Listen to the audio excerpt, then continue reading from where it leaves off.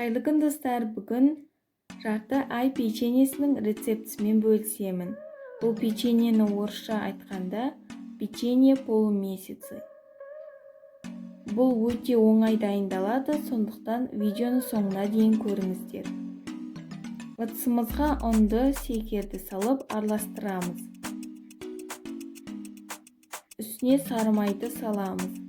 Сары май бөлме температурасында жұмсақ болуы керек.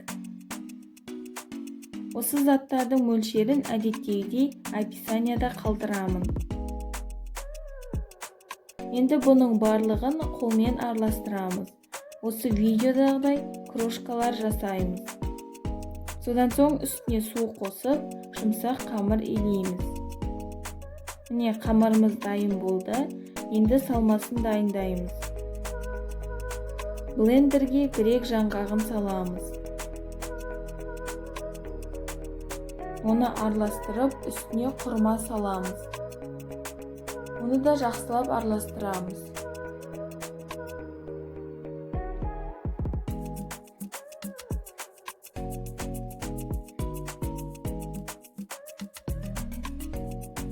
Міне дайын болды.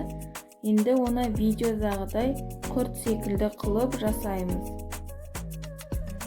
Менде бұндай салманың 42-сі шықты. Енді қамырды да дәп солай қылып 42 бөлікке бөлеміз. Содан соң оны дөңгелетіп аламыз.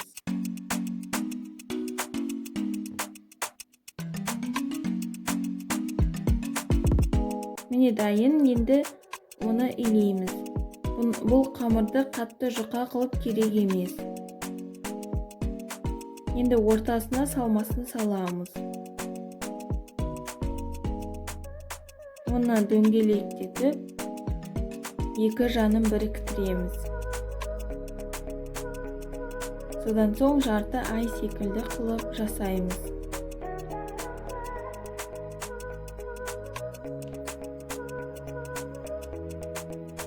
Міне дайын болды. Енді бұны 180 градуста 15-20 минуттай пісіреміз.